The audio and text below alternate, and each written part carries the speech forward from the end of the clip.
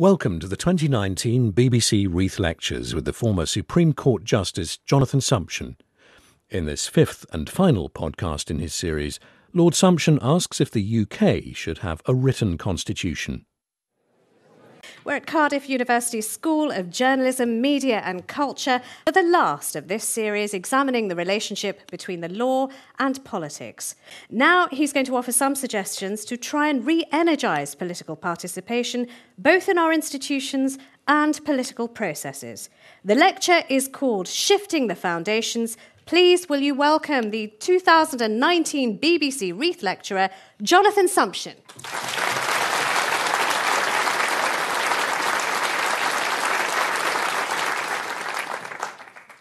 I shall begin with a quotation. For 150 years, power has been deposited in Parliament, and for the last 60 and 70 years, Parliament has been becoming more and more unpopular. Sounds familiar? The author of these words was not a leader writer in a daily paper or an angry demonstrator in Parliament Square. It was Benjamin Disraeli, perhaps the only true genius ever to rise to the top of British politics. He put them into the mouth of his hero Sidonia in his novel Coningsby. Coningsby was published in 1844 at a time of great constitutional ferment in Britain and on the eve of a political crisis in some ways uncannily like the one that we are going through at the moment. Of course, Sidonia was Disraeli himself, and his diagnosis was bleak. The peril of England, he said, lay not in laws or institutions, but in what he called the decline of its character as a community. Without a powerful sense of community, even the best laws and institutions were a dead letter. Now, I begin with these lugubrious words in order to make a number of points. First, there is nothing new about our current political predicaments. Secondly, in any political crisis, there will always be calls for changes to our institutions. Third, the suggested changes are usually irrelevant to the problem which has provoked them. Even so, Disraeli's warning has never discouraged people from calling for institutional reform when the real problem was in ourselves. For quite a few years now, these calls have taken the form of proposals for a written constitution. I have been concerned in these lectures with our persistent habit of looking for legal solutions to what are really political problems. Calls for a written constitution mark the extreme point of that tendency. Theoretically, we could have a written constitution without expanding the constitutional role of the judiciary. The Constitution of the French Fifth Republic, in its original form of 1958, came pretty close to that. But in practice, every scheme of constitutional reform suggested for Britain in recent years has sought to limit the powers of Parliament and government and to increase those of judges. This is not an accident. A written constitution is by definition a supreme source of law. It prevails over parliamentary legislation. Any supreme law which sets out to regulate relations between the citizen and the state must necessarily put some rights beyond the reach of the elected legislature. But the power which the legislature loses under such schemes does not simply disappear.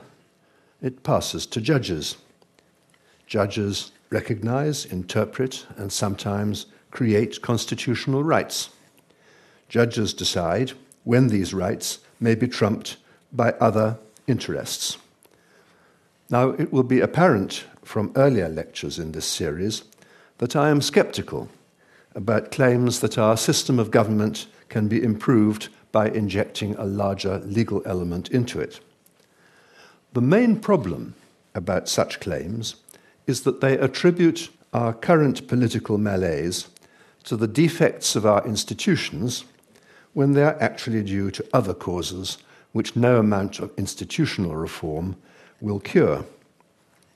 As it stands, the British Constitution has 4 features which distinguish it from nearly every other constitution in the world. First, it is unwritten. There is no fundamental document against which the constitutionality of acts of the government or the legislature can be measured. Second, there is only one truly fundamental constitutional rule, which is that Parliament is sovereign. There is no legal limit to what it can do. The limits are political. Since the House of Commons, as the dominant element in Parliament, is an assembly of elected representatives, the sovereignty of Parliament really is the foundation of our democracy. Third, the limits on what Parliament can do depend on political conventions. Conventions are not law, they are rules of practice. They derive their force from shared political sentiment, which would make it politically costly to disregard them. Some of them are fundamental. For example, the convention that the monarch must act on the advice of her ministers, that the House of Lords does not obstruct legislation for which the government has an electoral mandate, or that Parliament will not normally exercise its undoubted right to legislate for Scotland or Wales on matters which have been devolved to their own legislatures. It has been said that while the United States Constitution is a matter of law, the British Constitution is a matter of opinion. Now, that is too glib, but there is some truth in it. Fourth and last, the government is part of Parliament and dominates it without ever being entirely in control of it. Its dominant position is due partly to tight party discipline and partly to the size of the ministerial vote. But the main reason for it is the long political tradition reflected in the procedural rules of both houses that Parliament is not just a legislative or deliberative body, but an instrument of government. It is there to support the executive or change it for another one that it can support. The first 3 of these features were reaffirmed in the Supreme Court's decision of 2016, which ruled that the government needed parliamentary authority to withdraw from the European Union. The 4th has been tested by the crisis over Brexit, but it remains a critical feature of our system. The objections to this system are that it is obscure, old-fashioned, out of step with international practice, and gives far too much power to Parliament. There is some justice in all of these criticisms. But before we look for alternative arrangements, we need to understand how we ended up with the present ones. The British Constitution is unique, but uniqueness is not necessarily a vice. It is the result of our history, which is itself unique. The godparents of written constitutions have been revolution, invasion, civil war, and decolonization. Constitutions have almost always been adopted by states upon the foundation of the state or on the destruction of some previous order. As a result, there was always a blank sheet of paper to write on. But Britain is an ancient state which cannot be reduced to a blank sheet of paper. For more than 3 centuries, it has been fortunate, or perhaps unfortunate, in having experienced none of the catastrophes which have called for new beginnings elsewhere. Nothing has ever happened to create a new source of law to stand above Parliament. You do not have to believe, like Charles Dickens's Mr. Podsnap, that our Constitution was bestowed upon us by a benign providence in order to be wary about projects to demolish and rebuild it. All nations are prisoners of their past. They can discard it, but only at the cost of immense disruption and unpredictable outcomes. I do not doubt that a written constitution would be an artifact of perfect rationality, a thing of great intellectual beauty, but it would have no basis in our historical experience, and experience counts for a great deal in human affairs. More than rationality, more even than beauty. Ultimately, the habits, traditions, and attitudes of human communities are more powerful than law. Indeed, they are the foundation of law. If our existing constitution was intolerable, we might have to put up with the disruption and instability involved in jettisoning it. But in fact, it has brought us real advantages. Because it remains essentially a political and not a legal constitution, it is capable of significant incremental development without any formal process of amendment. This has enabled the British state to adapt to major changes in our national life, which would have overwhelmed much more formal arrangements. The onset of industrialization and mass democracy, the existential crises of 2 world wars, the creation and then loss of a worldwide empire, the rise of powerful nationalisms in Ireland, Scotland, and Wales.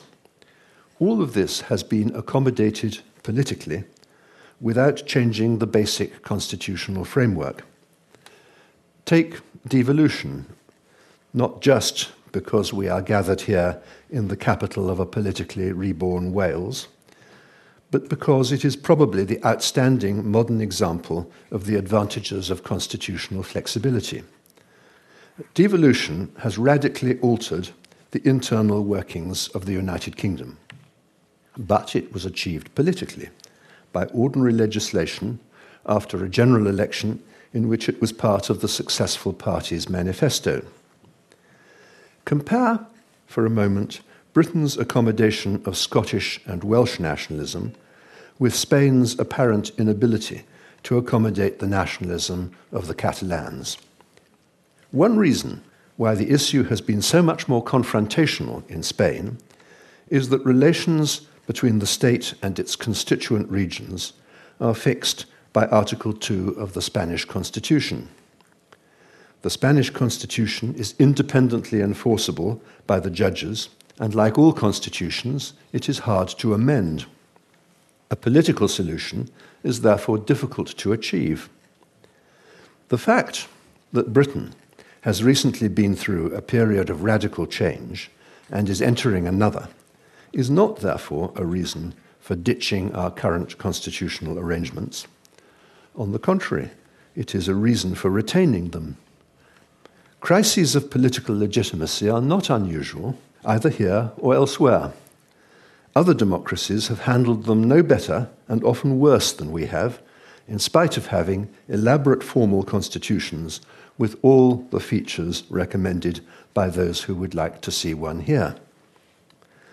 This suggests, as Disraeli argued in Coningsby, that we ought to be looking at more fundamental causes of the current diseases of our body politic than the peculiarities of our constitution. In an earlier lecture in this series, I suggested that a stable democracy requires a minimum level of public engagement with the political process. This is where the real problem lies. Successive annual surveys published by the Hansard Society and British Social Attitudes show us to be a country with a strong sense of political and public obligation and a real interest in public affairs. Yet this has been accompanied by the progressive disengagement of our people from the actual political process. The symptoms of this are all around us. The long-term decline in the membership rolls of all major national political parties, falling turnout at elections, widespread contempt for professional politicians, the rise of powerful regional nationalisms offering a more immediate source of legitimacy. These things are not quirks of our political system. Other countries with very different systems have experienced them too. Membership of political parties has declined across most of Europe. The decline has in fact been steepest in countries like the United Kingdom, France, and Sweden, with the longest democratic traditions. Regional nationalisms have challenged established states in Belgium, Spain, and elsewhere. Turnout rates at presidential elections in the United States hit a post-war peak in the 1950s and 60s, but have fallen ever since. They are currently among the lowest in the world. France has recently experienced an even sharper fall-off. These are symptoms of a wholesale rejection, not just of politicians, but of the political process itself. Why has this happened in a country as politically aware as ours? Of course, there have been spectacular incidents, like the scandal which erupted in Britain in 2009 over parliamentary expenses. But there are, I think, more fundamental factors at work which are inherent in the democratic process itself. Democracy generates unrealistically high expectations. They spring partly from the eternal optimism of mankind, partly from a misunderstanding of the role of politicians, and partly from an exaggerated view of their power to effect major change. The problem is aggravated by the auction of promises at every general election. When these expectations are disappointed, as they inevitably are, a sense of impotent frustration undermines public confidence in the whole political process. Either the prospectus was false or the execution was incompetent.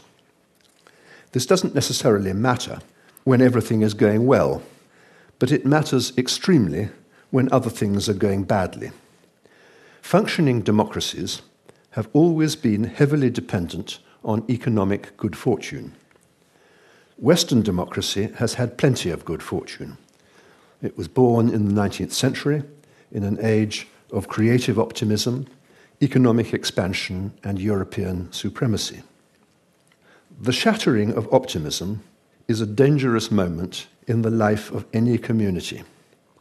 Disillusionment with the promise of progress was a major factor in the 30-year crisis which began in 1914 and ended in 1945.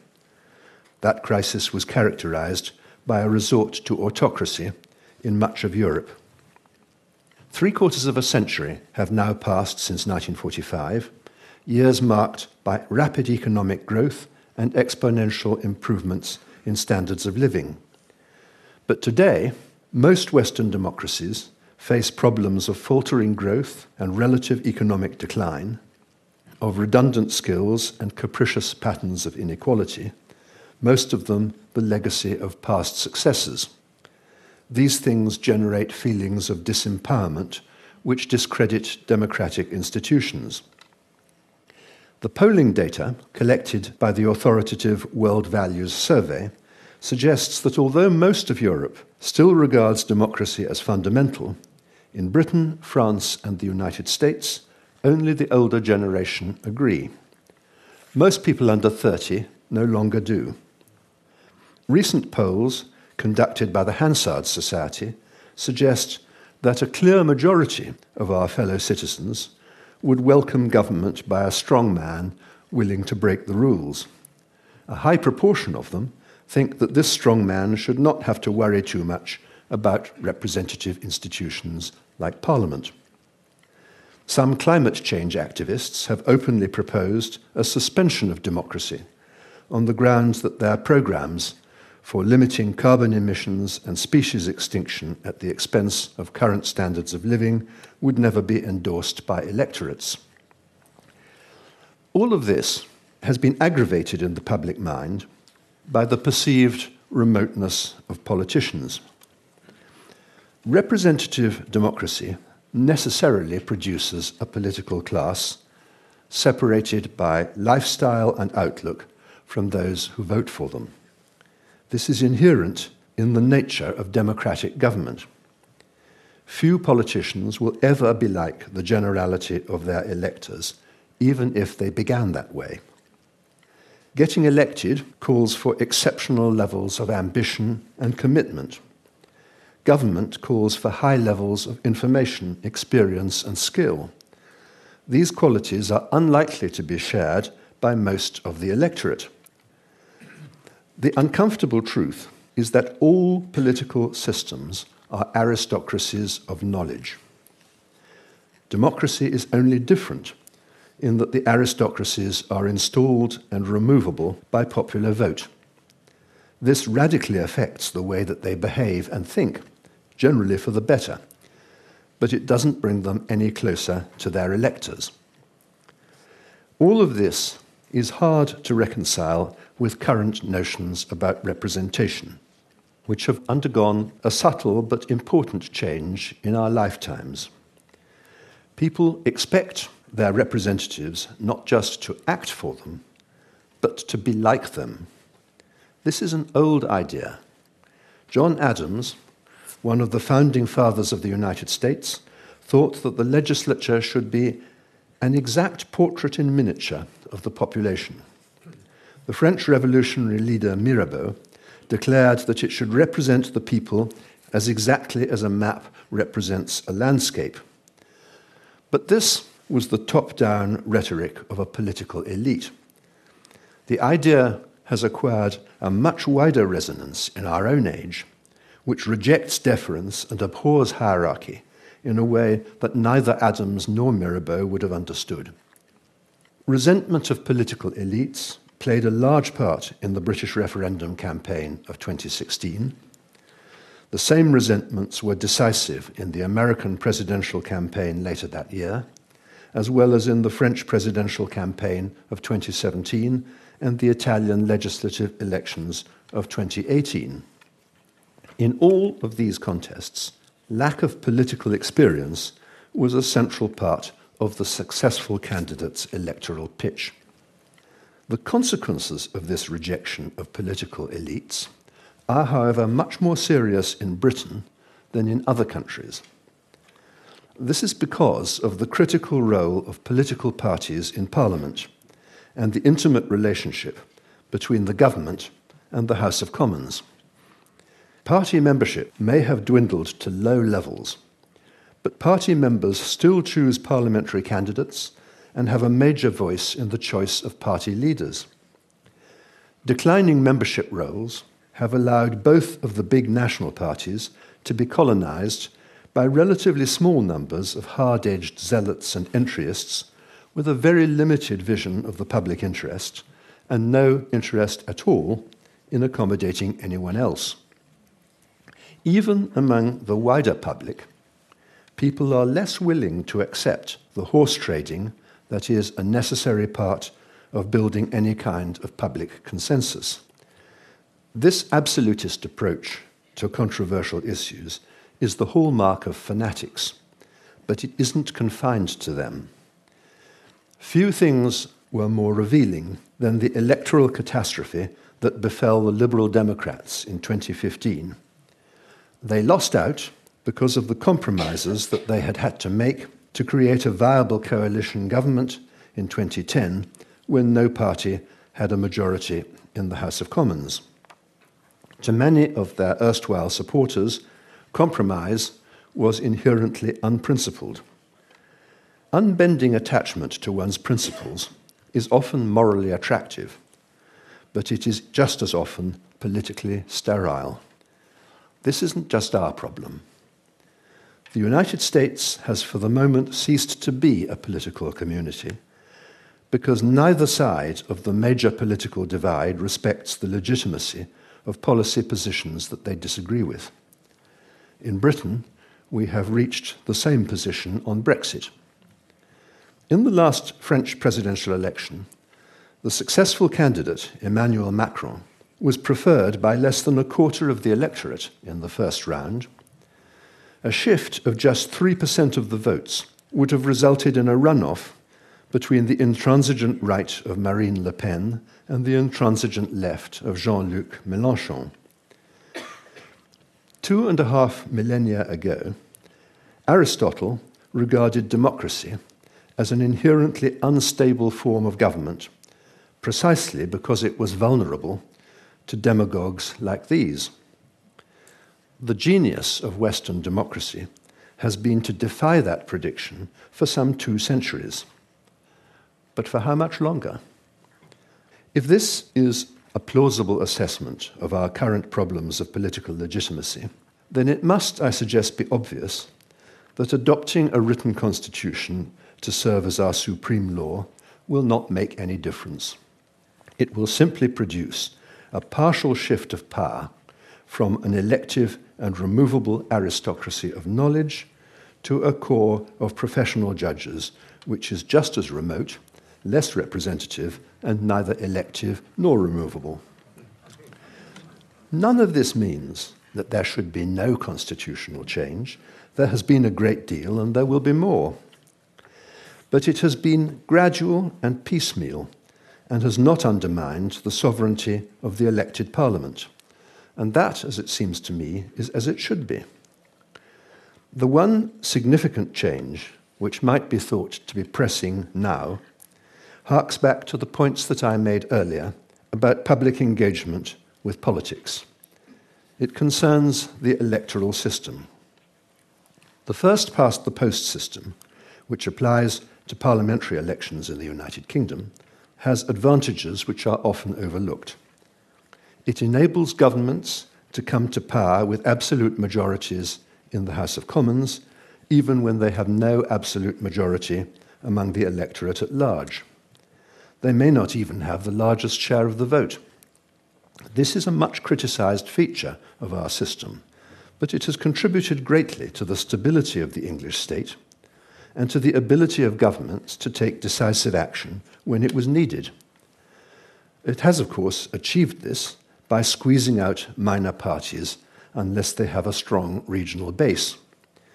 The result has been to confer an alternating monopoly on the 2 biggest national parties. This was probably acceptable at a time when the 2 major national parties had very large membership rolls and a high proportion of British voters strongly identified with one or other of them. But it is difficult to justify now. The duopoly of the major parties is as powerful as ever, but their membership base is smaller and less representative than it has ever been. A move to proportional representation at parliamentary elections, combined with open primaries for choosing parliamentary candidates, would weaken the duopoly. It would encourage more and smaller parties. It would give the established national parties a stronger incentive to broaden their appeal beyond their base. It would force them to negotiate coalitions. Above all, it would break the power of the tiny activist minorities who control local party associations. The change would mean that the process of policy adjustment and compromise, which currently operates within political parties, would instead operate between political parties. That would probably mean weaker and less stable governments, which would be a real loss. But it might still be a price worth paying if it boosted public engagement with politics and enabled them once more to accommodate differences of interest and opinion across our population. There is already plenty of gloomy speculation about how long democracy can last against an adverse economic background, without my adding to it. Prophets are usually wrong, but one thing I will prophesy: we will not recognize the end of democracy when it comes, if it does. Advanced democracies are not overthrown. There are no tanks on the street, no sudden catastrophes, no brash dictators or braying mobs.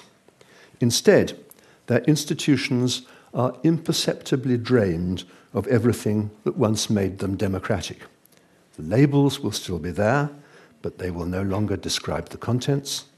The facade will still stand, but there will be nothing behind it. The rhetoric of democracy will be unchanged, but it will be meaningless. And the fault will be ours. Thank you.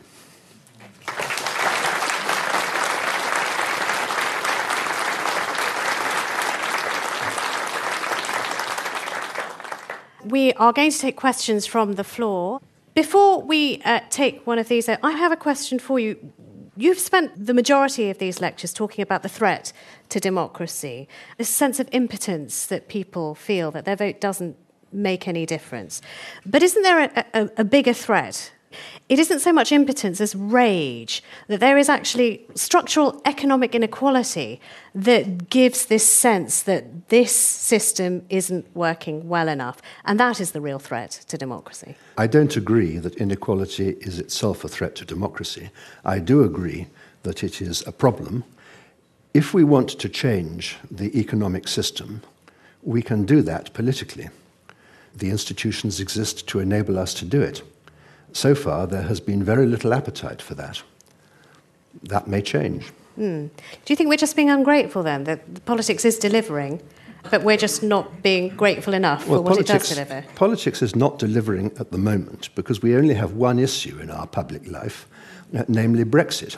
The reason why politics is not delivering on Brexit is that we have adopted a system of decision-making, namely a referendum, which is deliberately designed to circumvent the political process.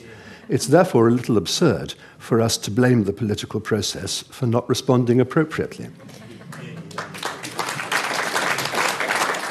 Let's take our first question over here. My name is Rose Linton. I was wondering, what's your opinion on having compulsory voting? I would not like to see compulsory voting. It is the right of every citizen not to vote if he doesn't want to. I know that in Australia you can vote, so to speak, not to vote. You can spoil a ballot or you can simply say, don't wish to express an opinion. But it seems to me that interfering with people's liberty to vote or not to vote is unjustifiable. There's another reason why I take the same view, which is that forcing people to vote when they don't really want to do so is an invitation for them to do so carelessly and without serious thought. Then I'm not sure that their vote would contribute a great deal to our affairs. Ali Michael, I'm Police and Crime Commissioner for South Wales, before that 25 years in Parliament and in the Welsh Assembly. If we agree not to meddle with institutions, but to make the most of what we've got, including devolution and, in my view, our membership of the European Union, what should we change? Should we not be better at legislation, given that laws rarely prevent what they forbid? Isn't the challenge to find ways of designing legislation to be evidence-based and preventative rather than populist? Yes, is my short answer to that. I do not accept that the legislative process is not based on the serious study of problems. The great majority of legislation is very seriously thought through. The committee system in Parliament is quite exacting, and I think that by the standards of other legislatures, which is a fair standard to apply, I think that the parliamentary record on legislation is pretty good. I entirely accept that Brexit is not a good advertisement for any political system, but I have sought to explain the major reason for that in answer to the last question. We have spent a great deal of time in these lectures talking about the problems that Brexit has shown up in the system. Just for one moment, let's think about what might actually heal those rifts and divisions and cracks. What do you think should happen, in your opinion? Not what could happen, but what should happen if you had all power to change everything? What, are you asking me what should happen about Brexit? I'm giving you a magic wand, Jonathan, is what I'm giving you. With a view to doing what?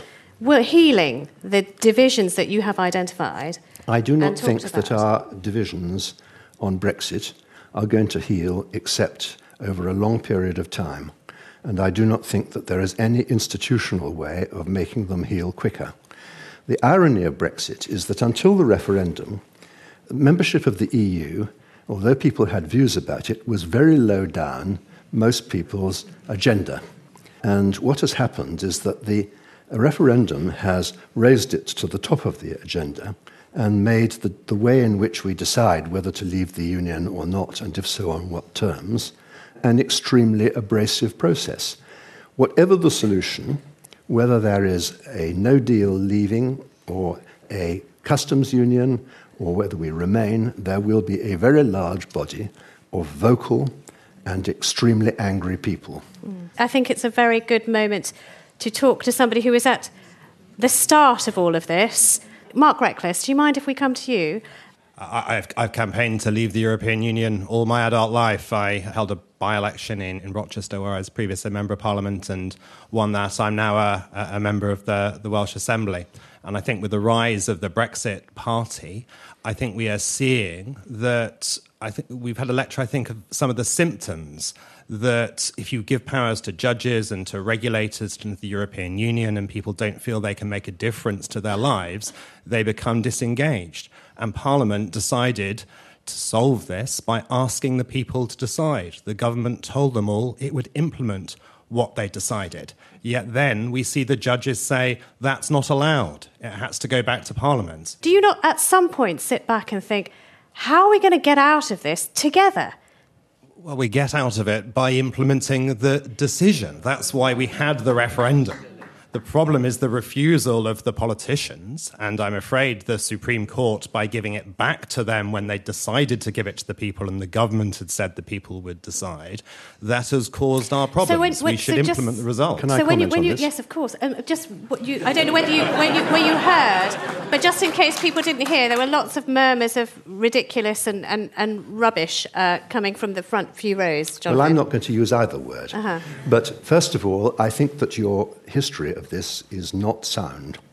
First of all, the Miller decision, which you characterise as the judges handing the matter back to Parliament. And that's the Gina Miller decision. Yeah, that decision simply reflected the fact that the referendum statute did not specify what the law was to be if the referendum resulted in a leave vote. Now, you say the government said that they would implement it. I have to tell you that in this country, the government does not make the law. Only Parliament does. Nothing in the referendum bill authorised the government to make law. We therefore had to work out what the constitutional position was as regards the revocation of treaties which really significantly alter the contents of English law. And not to put too fine a point of it, we decided that Mrs. May did not have the power to alter the whole constitution of the United Kingdom by writing a diplomatic letter to the President of the European Union. That seemed to us not to be what the British Constitution was about. I would also like to take you up on another point, which is that the Miller decision is not the reason why we are dependent on Parliament. The Miller decision was simply that Parliament had to approve the giving of the original notice under Article 50 to leave the European Union. Parliament approved the giving of that notice by an enormous majority. The reason why we are currently in a position where Parliament is vital and has failed to agree is that in the course of the withdrawal bill's passage through the House of Commons, the Prime Minister gave an undertaking which he was politically forced to give, not by the judges but by parliamentarians, that any deal which she made with the EU would require parliamentary approval. The whole of what has happened since has been attributable to that, and the judges had nothing to do with it. A very brief right to reply. On the Treaty on the Functioning of the European Union, to implement the Lisbon Treaty, Parliament specifically and expressly constrained the prerogative power on the use of other articles of that treaty. It did not constrain the prerogative on Article 50. It was the Supreme Court who did that and did not allow the people's decision to stand without going back to Parliament. Well, I'm not going to argue this position out because you will find my views very fully expressed in the judgment to which I was party. But I disagree.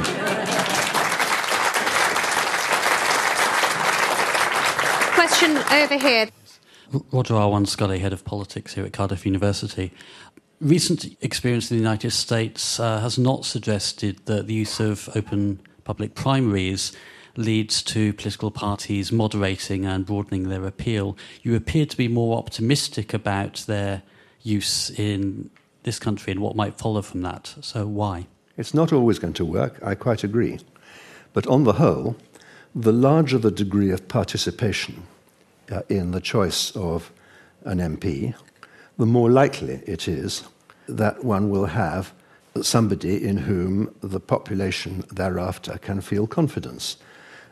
The American experience is very different in one particular respect, which is that the choice of the president is an exercise of direct democracy, as it is in France, whereas in most countries, and certainly in this country, the head of government is only indirectly selected by people.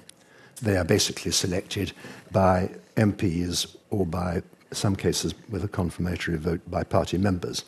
You have to look at the situation that we are currently in.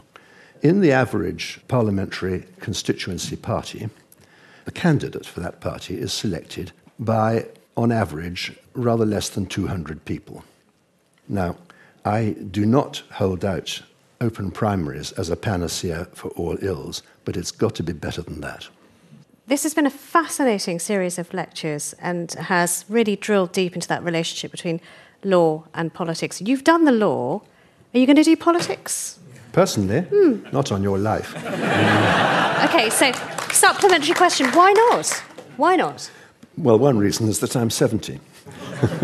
That doesn't rule many people out. I've got a lot of things to do before I expire. Okay, all right, fair enough. That is all that we have time for. My thanks to the University of Cardiff and the School of Journalism for hosting us, this wonderful audience here in Cardiff, to you listening at home, but most of all to our Reith lecturer of 2019, Jonathan Sumption.